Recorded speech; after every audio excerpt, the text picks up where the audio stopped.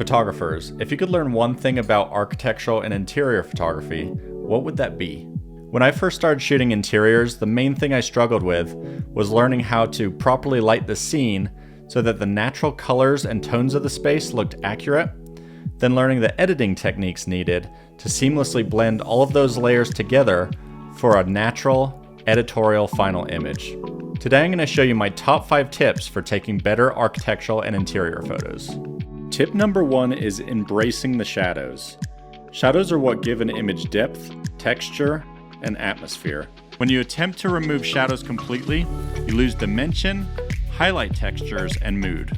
By balancing highlights and shadows accurately, you'll create a much more visually pleasing image. Tip number 2 is maintaining a suitable distance away from furniture. Positioning your camera too close to furniture can distort perspectives, limit composition options, and compromise the overall representation of the space. Maintaining a suitable distance away from furniture ensures a more accurate, balanced, and appealing portrayal of the interior. Tip number 3 is to avoid shooting too wide. Shooting excessively wide can lead to distorted proportions, exaggerated spaces, and unintended inclusions of unwanted elements. Photographers looking to work in the architectural and interior design space need to rethink composition. Instead of using super wide focal lengths like 14 to 16 millimeter, try using 24 to 50 millimeter focal lengths to compress the background.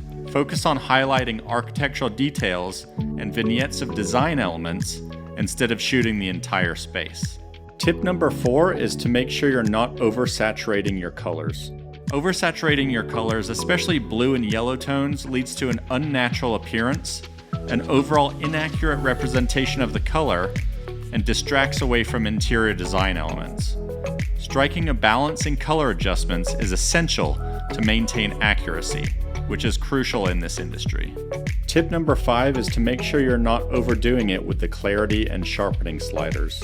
Maxing out the clarity and sharpening sliders while editing architectural and interior photos can lead to a cartoonish or artificial appearance. The clarity slider creates noise and graininess, as well as introduces moire and makes highlights look muddy. And the worst offender of all is the unpleasant halos caused by the overuse of these tools.